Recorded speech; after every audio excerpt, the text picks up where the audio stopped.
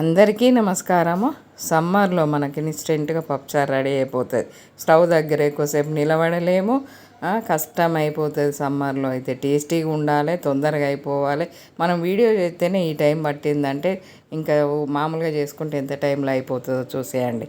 పప్పు పొయ్యి మీద పెట్టేసుకోవాలి. పసుపు పచ్చిమిర్చి వేసేసి పప్పు ఉడికేసరికి కూరగాయలు అన్నీ రెడీ చేసేసుకోవాలి.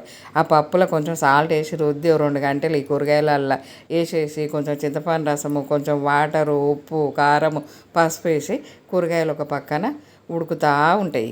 ఈ పప్పు రుద్దేసుకొని ఇంట్లో చింతపండు రసము తగినంత సాల్ట్ వేసి మంచిగా మనకి ఎంత సాంబార్ కావాలనో అంత లెవెల్కు కొంచెం వాటర్ వేసుకొని తగినంత పులుపు తినే వాళ్ళని బట్టి పులుపు వేసుకొని ఇది ఒక పక్కన స్టవ్ మీద పెట్టేసేయాలి. ఈ రెండు మరుగుతూ ఉంటాయి.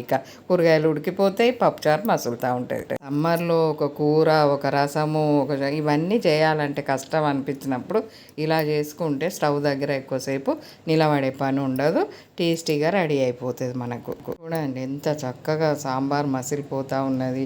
అటు పక్కన కూరగాయలు ఉడికినాయి.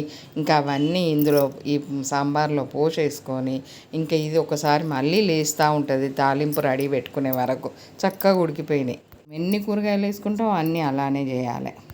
మనకు తగినంత ఆయిల్ పోసేసుకొని ఎండుమిర్చి, ఎల్లిపాయలు, జీలకర్ర, ఆవాలు, కరివేపాకు, పసుపు, ఇంకా కొంచెం ఇంగువ, గుమగుమలాడిపోతుంది. ఇంగు వేసుకోవాలి, ఆరోగ్యానికి కూడా చాలా మంచిది. ఈ ఇన్స్టెంట్ పప్పుచారు చాలా రకాలు ఉంటుంది. ఇంకా ఈ ఇన్స్టెంట్ పప్పుచారు ఎంతమందికి నచ్చిందో కామెంట్ పెట్టండి, లైక్ చేయండి, షేర్ చేయండి, సబ్స్క్రైబ్ చేయండి. Summer special